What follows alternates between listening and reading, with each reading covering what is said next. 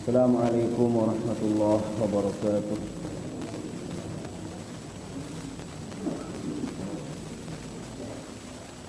Innal hamdalillah nahmaduhu wa nasta'inuhu wa nastaghfiruh. Wa na'udzu billahi min shururi anfusina wa sayyiati a'malina. Man yahdihillahu fala mudilla lahu wa man yudlil fala hadiya lahu.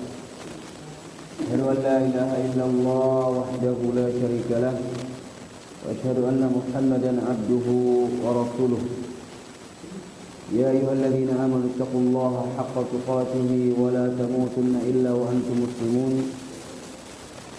أما بعد فإن أصدق الحديث كتاب الله وخير الهدي هدي محمد صلى الله عليه وعلى آله وسلم وشر الأمور محدثاتها فإن كل محدثة بدعة وكل بدعة ضلالة وكل ضلالة في النار.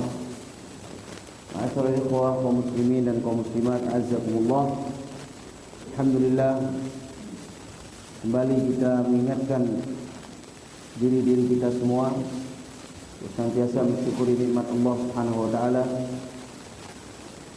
Karena dengan kita bersyukur, Allah akan menjadikan kita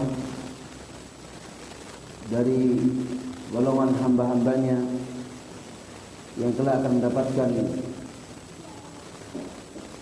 naungan, mendapatkan kenikmatan dari Allah Subhanahu wa taala di surga karena sebab kita bersyukur kepada Allah.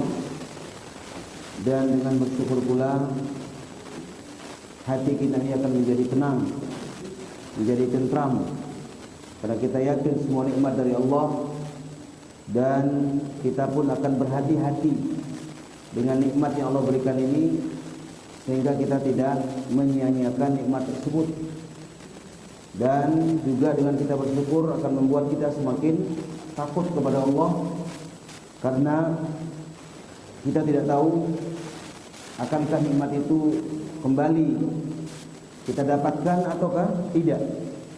Oleh karenanya, mari kita senantiasa mensyukuri nikmat Allah Subhanahu wa taala, dan juga dengan bersyukur Allah Azza wa Jalla akan menambah nikmat kepada kita semua.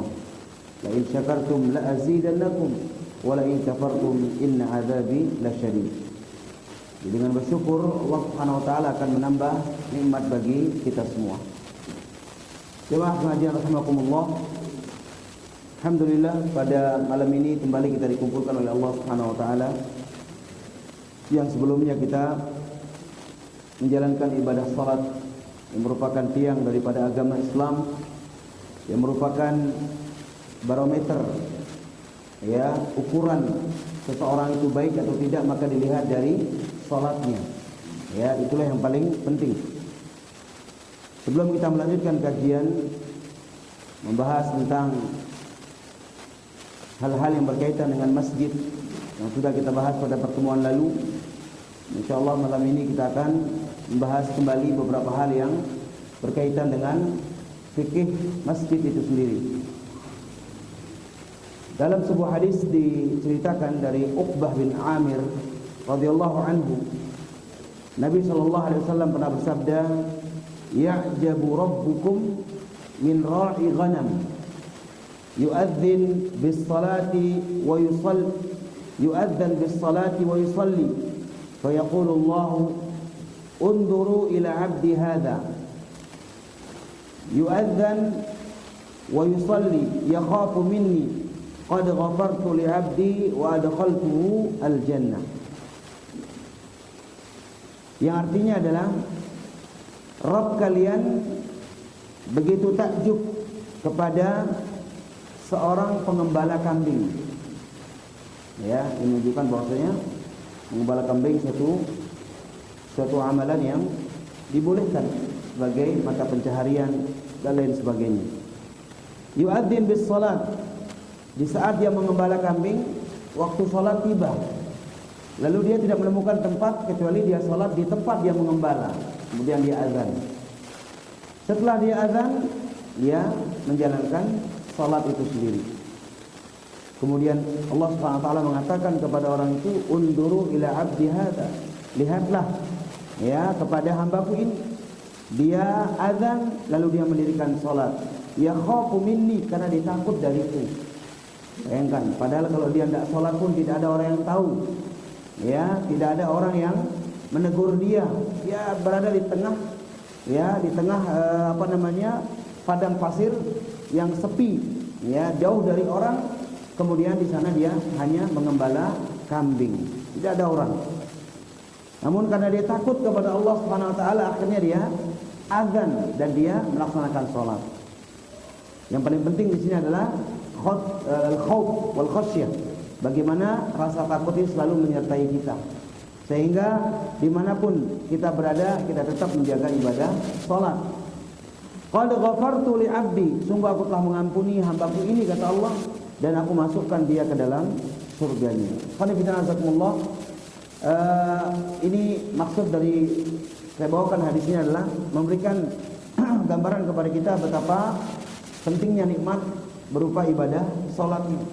Ya, maka kita yang tentunya diberikan kelapangan oleh Allah dekat dari masjid, tidak ada hal yang menyibukkan kita, tidak ada hal yang membuat kita sulit untuk datang ke rumah Allah, maka luangkan waktu kita untuk ya datang ke masjid, datang ke rumah Allah Subhanahu wa taala untuk menjalankan ibadah salat. Mudah-mudahan harapan kita dengan rasa takut kita hadir ke tempat ini, tidak lain karena takut kepada Allah kalau tidak salat, takut kepada Allah kalau tidak memenuhi panggilan azan. Ya, maka dasar itu yang menyebabkan seorang itu akan diampuni dosanya oleh Allah Subhanahu wa taala.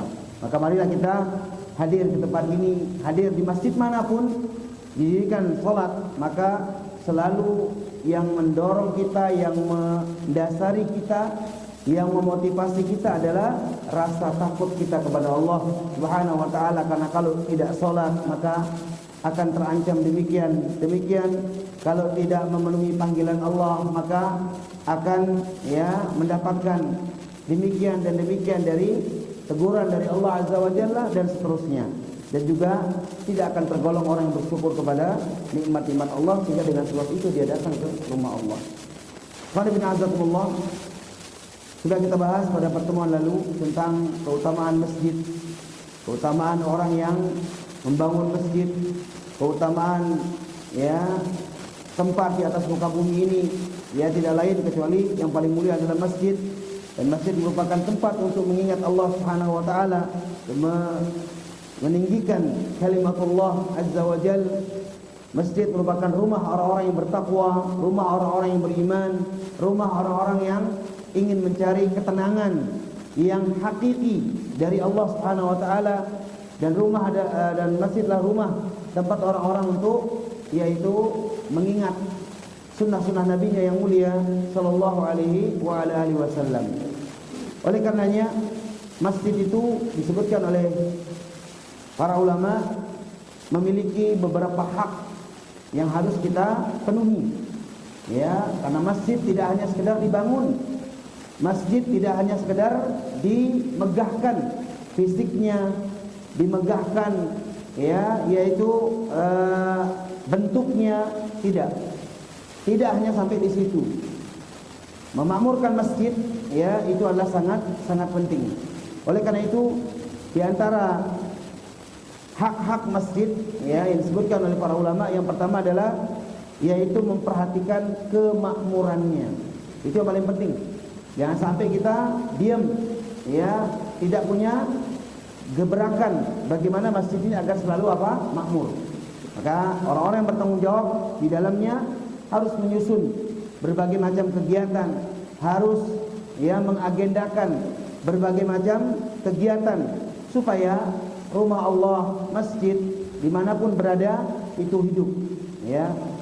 Maka yang pertama adalah hak masjid an ya'muruhu. Wajib bagi kita untuk memakmurkan masjid tersebut. Wa imaratul masjid takunu bi umurin, dan memakmurkan masjid itu bisa terrealisasi dengan beberapa hal. Yang pertama, bibinaihi, dengan cara membangunnya, dengan cara memperhatikan fisik masjid itu, merawat fisik masjid itu. Maka itu bagian juga daripada kita memakmurkan masjid ya. Disebutkan dalam banyak hadis tentang keutamaan orang-orang yang memiliki saham, ya, memiliki andil, memiliki keterlibatan dalam proses pembangunan masjid tersebut. Allah Azza wa Jalla menyebutkan banyak keutamaan bagi orang-orang yang membangun rumah Allah Subhanahu wa taala, dan juga Nabi-Nya alaihi wasallam pun menyebutkan dalam banyak hadis, di antaranya Rasulullah bersabda, "Man bana masjidan lillah." Barang siapa yang membangun masjid lillah, untuk Allah. Dia bukan bangun masjid untuk partai, dia bukan bangun masjid untuk kepentingan politiknya, dia bukan bangun masjid untuk kepentingan pribadinya, atau hal-hal yang bersifat duniawi. Sebut apa saja dari duniawi, semua batal di sisi Allah, tidak ada manfaatnya. Makanya Nabi menyebutkan, barang siapa yang bangun masjid lillah. Apa yang disebut lillah? Ya berarti segala-galanya untuk Allah. Ya, dia bertujuan semata-mata untuk Allah. Lillah ay yabtaghi bihi wajh Allah. Ya, di antara makna yang sering kita dengar lillah adalah dia mengharapkan pahala dari membangun tersebut. Tidak lain kecuali pahala. Maka ganjarannya, banallahu lahu baitan fil jannah. Allah pasti akan bangunkan dia rumah di surga selama dia ikhlas karena Allah Subhanahu wa taala. Bahkan dalam hadis lain dikatakan, man bana lillahi masjidan qadara mibhasa qatatin banallahu lahu baitan fil jannah. Barang siapa yang bangun masjid karena Allah, sekalipun seukuran selubang tempat burung berdiam di sana. Ya, seukuran burung bisa berdiam di lubang itu, seukuran itu saja andil kita dalam pembangunan masjid, banallahu lahu baitan fil jannah, maka Allah akan bangunkan rumah di surga. Ya, maha murah Allah Azza wa Jalla dengan segala keutamaan yang diberikan kepada hambanya. Maka jangan pernah kita menghitung-hitung ya apa yang sudah kita berikan untuk rumah Allah Subhanahu wa taala, karena semua itu hisabnya di sisi Allah, bukan di sisi manusia. Dalam hadis lain juga dikatakan, man bana lillahi masjidan la yuridu bihi riya'an wala sum'ah banallahu lahu baitan fil jannah. Barang siapa yang bangun rumah untuk Allah atau membangun masjid untuk Allah, dia tidak menginginkan dengan bangunan itu riya, tidak pula sum'ah, ingin didengar orang, ingin pamer, ingin mencari kepentingan-kepentingan pribadi, politik dan semisalnya, maka Allah akan bangunkan rumah di surga. Banyak sekali para jemaah sekalian hadis-hadis yang mengingatkan kepada siapapun hamba Allah yang diberikan keluasan rizki, diberikan kelebihan rizki oleh Allah sehingga dia ikut andil dalam proses pembangunan rumah Allah, maka ganjarannya sangat besar. Bahkan tadi saya katakan ya, yang sudah saya bacakan hadisnya tadi, seukuran lubang ya, yaitu burung bisa ada di dalamnya, ataupun seukuran burung bisa berdiam di tempat itu juga sudah dikatakan keutamaannya luar biasa. Maka bagaimana kalau kita membangun masjid tentunya dari awal sampai dengan akhir. Dan kita juga yang tidak bisa memberikan sumbangsih berupa materi ataupun dana ya, kita bisa memberikan sumbangsih juga untuk tenaga ya, kemudian juga pikiran, kemudian juga sumbangsih-sumbangsih yang lainnya yang dengannya masjid itu terwujud, yang dengannya rumah Allah itu terbangun. Maka mudah-mudahan siapapun qanifidina azakumullah, baik masjid yang kita tempati saat ini ataupun tempat-tempat yang lainnya yang di situ hamba-hamba Allah Subhanahu wa taala telah memberikan bantuan, telah memberikan sumbangan, telah bekerja sama, berpartisipasi untuk membangun rumah Allah itu, maka Allah Subhanahu wa taala yang membalasnya. Ya, kita manusia tidak bisa membalas apa-apa untuk jemaah-jemaah sekalian, untuk siapapun hamba Allah yang nyumbang untuk terbangunnya rumah Allah Subhanahu wa taala. Ya, kita tidak memiliki sedikit pun dari pahala yang bisa kita berikan kepada hamba-hamba Allah yang telah membangun rumah Allah ini, maka tidak lain yang bisa kita berikan hanyalah doa. Semoga Allah Subhanahu wa taala memberikan keikhlasan kepada mereka, dan semoga Allah Subhanahu wa taala memberikan siapapun di antara kita yang telah memberikan sumbangsihnya, memberikan partisipasinya, yaitu dengan pahala yang setinggi-tingginya berupa rumah yang semisal di surga Allah Subhanahu wa taala. Qanifidina azakumullah. Kemudian yang kedua, memakmurkan masjid. Ya, masih yang pertama ini, jenis yang pertama hak masjid adalah dimakmurkan. Kemudian di antara bentuk memakmurkan tadi membangunnya. ya, membangun fisiknya. Yang kedua adalah bis salati fihi, mendirikan salat di dalamnya. Ini bagian dari memakmurkan. Ini banyak masyarakat kita salah kaprah di sini, ya, merasa dirinya sudah membangun masjid terus tidak mau sholat, ya, atau merasa punya andil membangun masjid lalu dia tidak memakmurkannya dengan sholat. Tidak, ini keliru. Jadi masjid sudah dibangun, ya dihidupkan dengan sholat. Ya, ini terjadi di banyak tempat.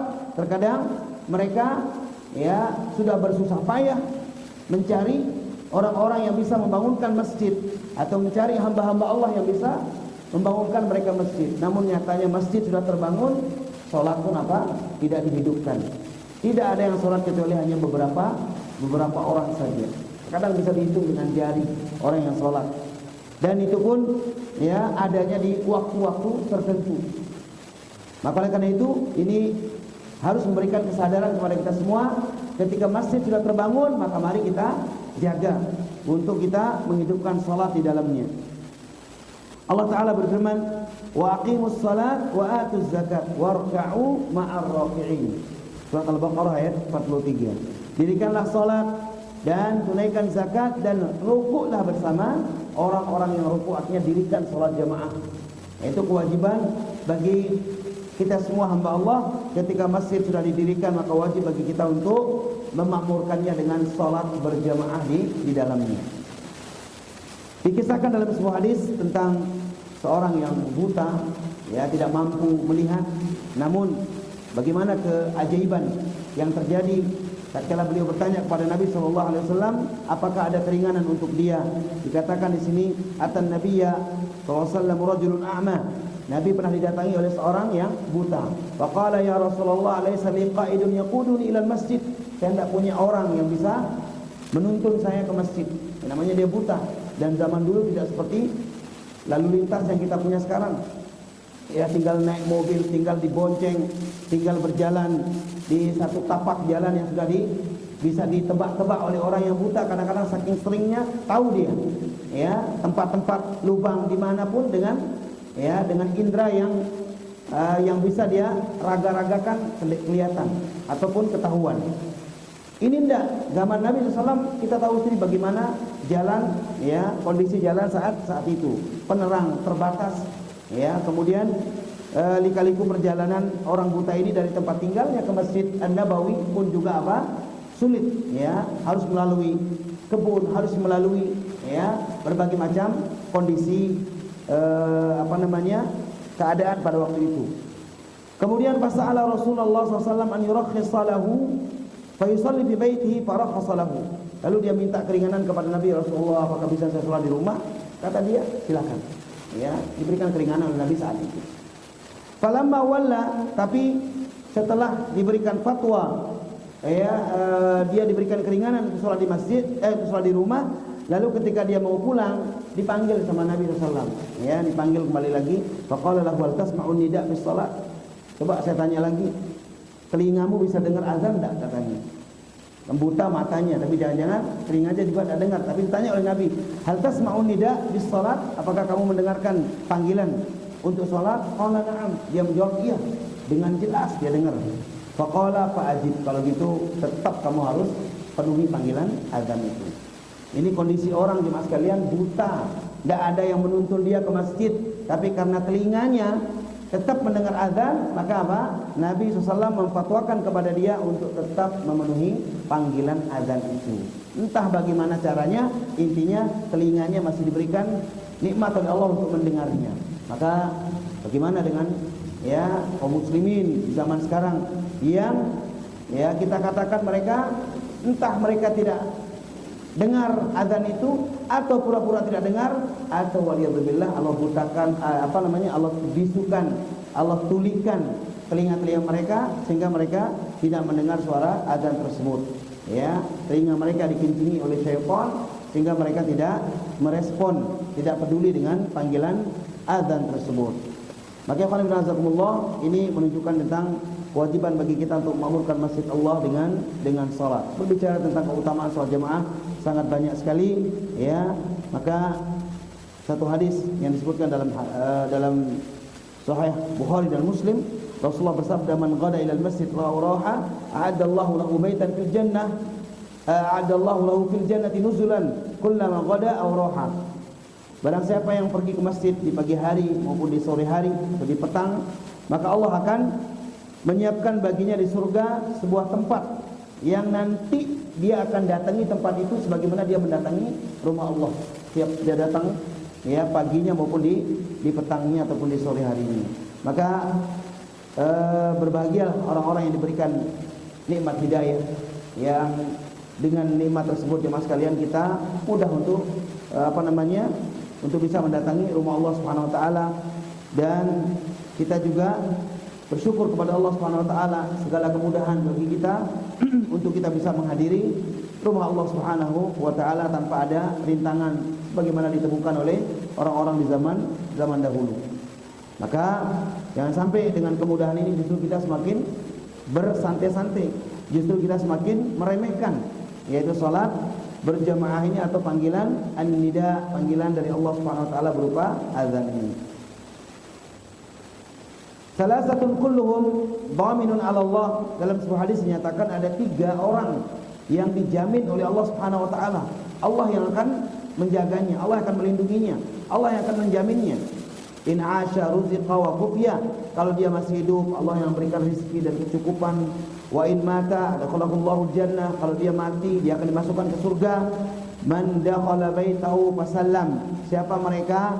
Yaitu mereka adalah orang-orang yang apabila dia masuk rumahnya dia mengucapkan salam. Fa huwa dhaminun 'ala Allah, maka Allah akan memberikan jaminan untuknya. Wa man kharaja ila al-masjid fa huwa dhaminun 'ala Allah.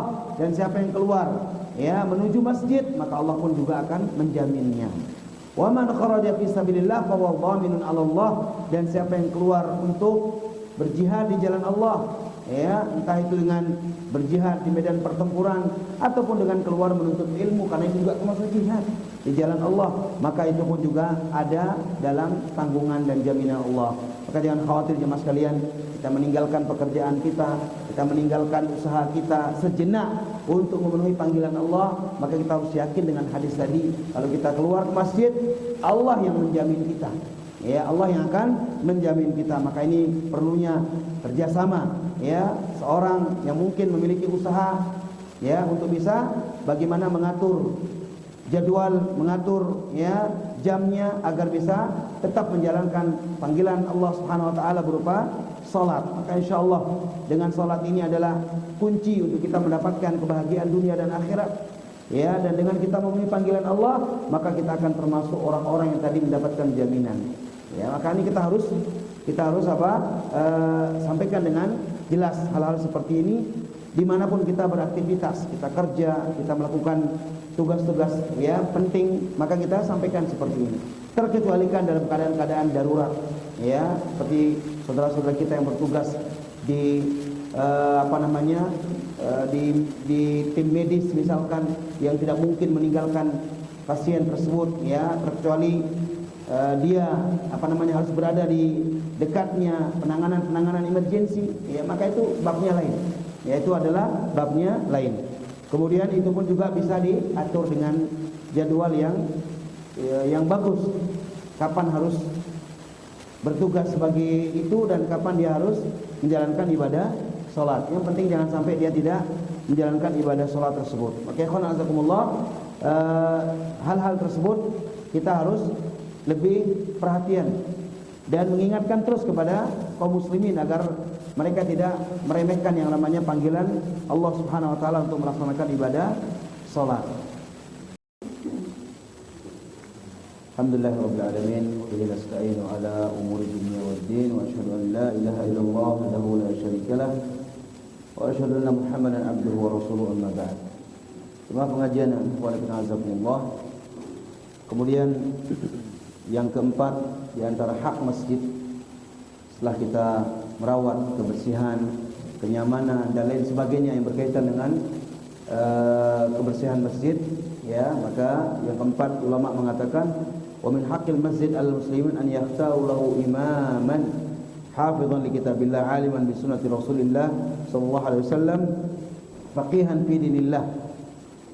Masjid itu hendaknya ya dipilihkan juga di dalamnya ya seorang imam yang betul-betul paham terhadap Al-Quran, yang betul-betul paham terhadap sunnah Rasulullah SAW, yang betul-betul paham terhadap agama Allah. Ya, maka ini bagian juga daripada hakul masjid. Hendaknya kita memperhatikannya. Orang-orang yang bertugas untuk menjadi seorang imam, untuk menjadi seorang yang menyampaikan din agama Allah di rumah Allah tersebut, di masjid tersebut, hendaknya betul-betul mengkaji ya tentang agama Allah lebih dalam lagi, mengkaji tentang apa yang berkaitan dengan tugas-tugas sebagai seorang imam, sebagai kewajiban-kewajiban yang harus diketahui oleh seorang imam. Maka hendaknya ini menjadi perhatian kita bersama, wabil khusus kepada orang-orang yang mengurusi masjid atau rumah Allah Subhanahu wa taala. Dikatakan oleh Nabi SAW, "Idza hadaratis salatu falyu'adzin ahadukum." Kalau tiba waktu salat maka hendaknya salah seorang di antaranya mengumandangkan azan. "Wal ya'ummakum aktsarukum Qur'anan." Dan hendaknya yang menjadi imam di antara kalian adalah orang-orang yang paham terhadap Al-Quran, yang banyak hafalannya terhadap Al-Quran, dan yang memiliki bacaan Al-Quran yang sesuai dengan kaidah-kaidah yang diajarkan dalam Al-Quran tersebut. Karena ini adalah tanggung jawab yang berat dan besar di hadapan Allah Subhanahu wa taala. Fa'alal imam man yattaqillah bin nas. Maka hendaknya seorang imam harus bertanggung jawab, harus bertakwa kepada Allah di dalam mengimami manusia. Wa idza shalla bihim salat Rasulullah, dan seorang imam juga ketika mensolati manusia hendaknya dia salat sebagaimana salatnya Rasulullah alaihi salatu wassalam, yaitu apa? Harus pintar dan pandai meletakkan sesuatu pada tempatnya. Di antaranya digambarkan dalam sebuah hadis, idza shalla ahadukum linnas falyukhaffif. Apabila salah seorang di antara kalian salat mengimami manusia, maka hendaknya meringankan, ya, tidak mempersulit, tidak memperberat. Fa inna minhumudh dha'if was-saqim wal-kabir. Karena di antara manusia ini ada orang lemah, ada orang saqim, ada orang sakit, wal-kabir, dan ada orang yang lansia, lanjut usia. Keadaan macam-macam kita temukan di tengah jemaah kita, ya. Wa idza shalla ahadukum li nafsihi. Nah, kalau salat untuk sendiri, ya, falyutawwil masya, silakan dia memperpanjang sesuai dengan kemampuannya, sesuai yang diinginkan. Artinya ini fikih imamah, fikih menjadi seorang imam itu harus betul-betul kita pelajari supaya kita juga bisa mendudukkan sesuatu pada tempatnya. Bukan seorang dilarang untuk salat mengimami manusia dengan satu juz, tidak. Ya, karena itu terjadi juga di zaman para sahabat, para tabi'in, akan tetapi semua harus kita dudukkan pada tempatnya. Ya, tentu kondisi satu dengan yang lainnya berbeda. Antum sholat di Masjid Al-Haram, di Masjid An-Nabawi, dan di tempat-tempat yang lain juga tentunya berbeda. Maka oleh karena itu seorang ya imam ataupun seorang yang menjadi qudwah di sana, teladan, hendaknya harus bisa meraih, bisa melihat situasi dan keadaan di beda-beda tempat. Wa idza khataba fin nas falyutilu alaihim wa yu'allimuhum dinahum fi khutbatihi wa yudhakkiruhum bi ni'amillahi ta'ala. Demikian juga ketika dia menyampaikan khutbah, menyampaikan ya nasihat, ya itu pun juga nasihat juga tidak, jangan sampai nasihat tersebut memberikan rasa bosan kepada jemaah dan mengajarkan mereka yang terpenting, yang paling penting terhadap jemaahnya, mengajarkan agama, ya, mengingatkan mereka tentang akidah yang benar dan lain sebagainya. Bukan masjid jadikan sebagai ajang untuk membahas politik, membahas hal-hal yang tidak bermanfaat. Kemudian yang terakhir di antara hak masjid yang kelima adalah wa min haqqil masjid 'alal muslimin an yatafaqahu fi ahkami wa yata'addabu bi adabih. Hendaknya termasuk daripada hak masjid adalah kaum muslimin diharuskan untuk mempelajari adab-adab di dalam masjid atau adab-adab ya yang berkaitan dengan masjid. Maka ini termasuk hal yang harus kita ingatkan jemaah sekalian tentang bagaimana pentingnya kita mengetahui ya tentang adab-adab kita selama kita berada di masjid. Disebutkan oleh para ulama kita tentang adab-adab kita di masjid secara singkat saja. Yang pertama adalah seorang yang hendak akan menuju kepada rumah Allah atau masjid, yaitu menutup auratnya, memakai pakaian yang baik, pakaian yang sopan, pakaian yang indah, ya, dan pakaian yang betul-betul bisa menjadikan dirinya lebih lebih bersih dan menjaga muruahnya, ya. Oleh karena itu Allah Ta'ala mengingatkan dalam Al-Quran, ya Bani Adam khudhu zinatakum inda kulli masjid. wahai anak Adam, pakailah pakaianmu yang bagus pada setiap kali kamu memasuki masjid. Ya, jadi zinah di sini perhiasan ataupun pakaian yang indah. Yang paling penting adalah patokannya menutup aurat. Ya, apa artinya kalau indah tapi ternyata apa? Tidak menutupi aurat. Makanya ulama menafsirkan, ambillah perhiasanmu yang paling indah ketika kamu ke masjid. Maka perhiasan yang paling indah maksudnya pakaian yang menutupi apa? Aurat. Ya, tentunya aurat bagi laki-laki, dan kemudian perempuan kalau memang ke masjid maka aurat dia sebagai seorang perempuan. Ya, aurat dia sebagai seorang perempuan. Jangan sampai dia pergi ke masjid tapi auratnya apa? Terbuka. Aurat laki-laki dari pusar sampai apa? Sampai lututnya. Maka upayakan itu harus tertutup, wajib kalau itu. Ya, kemudian juga perhiasan-perhiasan yang lain. Dan Al-Imam Ibnu Katsir rahimahullah mengatakan masuk juga dalam kategori perhiasan ke masjid adalah yaitu menggunakan pakaian yang paling bagus, ya, menggunakan pakaian yang paling indah, ya, sebagaimana dia berhias di saat dia melaksanakan sholat Jumat dan juga hari Lebaran. Itu kata Al-Imam Ibnu Katsir rahimahullah, karena itu termasuk bagian daripada az-zinah, perhiasan. Kemudian yang kedua, menghindari aroma yang tidak sedap pada anggota tubuh, pakaian, ya, atau yang lainnya yang ada pada diri kita. Jadi upayakan kita datang ke rumah Allah dalam keadaan kita wangi, dalam keadaan kita memiliki, ya, sesuatu yang bisa mewangikan tubuh kita. Alhamdulillah di tempat kita juga kita siapkan minyak wangi, ya, ala kadarnya. Ya, jemaah sekalian juga yang ingin berdonasi, yang ingin berinfak, yang ingin mengambil andil, ya, untuk menjadi rumah Allah ini menjadi wangi dan juga bisa digunakan untuk jamaah yang sholat, maka sangat terbuka bagi siapapun di antara kita. Nah, Rasulullah bersabda dalam sebuah hadis, "Man akala al-basal wat-thum wal-qurrat fala yaqrabanna masjidana fa innal malaikata tata'adza mimma yata'adza minhu banu Adam." Barang siapa yang makan bawang merah, kemudian bawang putih dan juga bawang bakung, ya, maka janganlah sekali-kali mendekati masjid kami. Artinya ketika dia selesai makan itu dia langsung ke masjid, maka tak boleh. Dia harus bersihkan mulutnya dulu karena sudah memakan sesuatu yang memiliki aroma yang mengganggu, ya. Karena sungguhnya malaikat terganggu dengan sesuatu yang membuat anak Adam terganggu. Kata para ulama, ya, ini sebagai penyebutan sebagian, bukan berarti hanya bawang saja. Ya, kalau ada sesuatu makanan yang cikal bakalnya aromanya akan tersisa di mulut seseorang dan itu membuat bau yang tidak enak, atau di pakaian menyisakan bau yang tidak enak, maka tentu kita semua harus memperhatikan kebersihan dan memperhatikan kewangian tubuh kita, karena bagaimanapun juga kekhusyuan di dalam sholat itu adalah perkara yang harus. Kemudian yang ketiga, di antara adab ke masjid juga berjalan menuju masjid dengan khusyuk, tenang dan tidak terburu-buru. Ya, Rasulullah mengatakan, "Idza uqimatis shalah fala ta'tuha tas'aun wa'tuha tamshun 'alaikumus sakinah fama adrakum fasallu wa ma fatakum fa'timmu." Apabila salat telah didirikan, maka janganlah mendatanginya dengan tergesa-gesa, tapi datangilah dengan tenang, dengan khusyuk, ya, dengan penuh ketenangan. Apapun yang kalian dapatkan dari salat yang kalian tuju, ya, maka kerjakan, dan apa yang tertinggal maka sempurnakan. Jadi intinya kita, yang penting kita sudah berusaha, ya, untuk datang ke rumah Allah, mendatangi masjid. Kalaupun kita tertinggal, ya, kita jalankan yang kita temukan. Ya, kalau kita masbuk, kita sempurnakan yang kurang. Kalau kita temukan, ya, selesai, ya sudah, kita salat sesuai dengan keadaan yang kita temukan, selama kita tidak menyengaja hal itu, selama kita tidak bermalas-malasan dan berpura-pura, ya, ataupun bersantai-santai dan bermalas-malasan untuk mendatangi rumah Allah dengan segera. Kemudian yang teradab juga adalah bersegera lebih dahulu, ya, datang menuju masjid, ya, dan itu keutamaannya sangat banyak sekali, ya, karena dia ketika berada di rumah Allah sembari menunggu sholat, maka pahalanya pun akan terus kepadanya. Kemudian yang kelima, membaca doa ketika berjalan menuju masjid, ya, seperti doa yang disebutkan dalam hadis, Allahumma ja'al fi qalbi nuran wa fi basari nuran wa fi sam'i nuran wa an yamini nuran wa an yasari nuran wa fawqi nuran wa tahti nuran wa amami nuran wa khalfi nuran waj'al li nuran.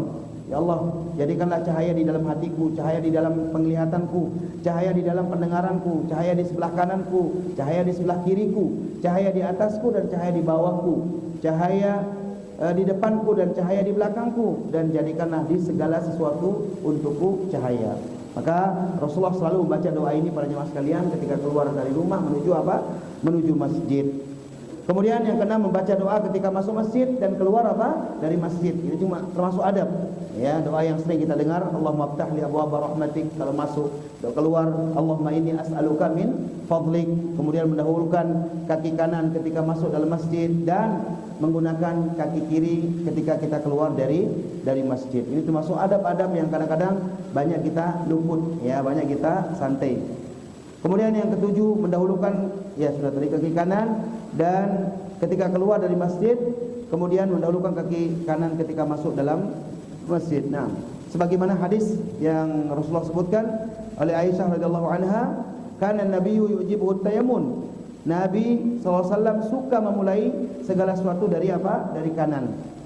Fi tana'ulihi, baik ketika memakai sendal, wa tarajjulihi, dan ketika menyisir rambut, wa tuhurihi, dan ketika bersuci, wa fi sya'nihi kullihi, dan segala urusan yang baik Nabi selalu mendahulukan yang kanan. Kemudian yang kedelapan, salat tahiyatul masjid di setiap kali kita memasuki rumah Allah.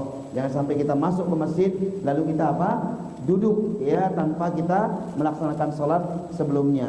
Salat ini dikenal dengan tahiyatul masjid dan hukumnya sunnah muakkadah, sunnah yang sangat dianjurkan. Bahkan sebagian ulama sampai mewajibkannya, karena Nabi mengatakan apabila salah seorang di antara kalian masuk masjid, maka jangan duduk, ya, sebelum kalian salat 2 rakaat. Ya, falyarka' raka'atain, diperintah rukulah 2 rakaat, kemudian sebelum kamu mengambil posisi duduk. Kemudian yang terakhir, ya, dari adab yang bisa kita sebutkan secara singkat adalah duduk dengan tenang menunggu waktu sholat dan memaksimalkan untuk berzikir, berdoa, dan melakukan hal-hal yang mulia di dalam masjid. Ya, bukan kita, ya, sibuk dengan hal-hal yang tidak bermanfaat, bukannya kita justru, ya, yaitu gelisah, ya. Akan tapi ketika Anda datang ke masjid, jadikan diri Anda siap dan tenang untuk menanti sholat. Ya, jangan kita justru menyibukkan diri dengan hal-hal yang kurang bermanfaat, bahkan mungkin perkara-perkara yang tidak selayaknya kita lakukan di masjid, ya, seperti berjual beli dan lain sebagainya. Dan insyaallah kita akan bahas nanti pada waktunya perkara-perkara yang dilarang di dalam masjid dan perkara-perkara yang dibolehkan di dalam masjid, supaya kita tidak tabu masalah-masalah tertentu yang mungkin sebagian memandang itu adalah tidak boleh, padahal memang ada dasarnya dia boleh. Dan demikian juga ada perkara yang sudah jelas larangannya, tapi kadang sebagian orang menganggap itu adalah boleh, sehingga akhirnya dilakukan di masjid. Nah, jadi ini fanazakumullah yang bisa saya ringkaskan dari beberapa kitab para ulama kita yang menjelaskan tentang hak-hak masjid dan juga adab-adab seorang ketika menuju atau ketika berada di masjid. InsyaAllah masih ada pembahasan beberapa lagi terkait tentang masjid, yaitu hal-hal yang dibolehkan dan hal-hal yang dilarang di dalam masjid. Wallahu ta'ala alam bisawab. Ini saja yang bisa kita bacakan, semoga bermanfaat. Aqulu qouli hadza wa astaghfirullah li wa lakum. Dan tutup dengan doa kafaratul majlis. Subhanakallahumma wa bihamdika asyhadu an la ilaha illa anta astaghfiruka wa atubu ilaik. Assalamualaikum warahmatullahi wabarakatuh.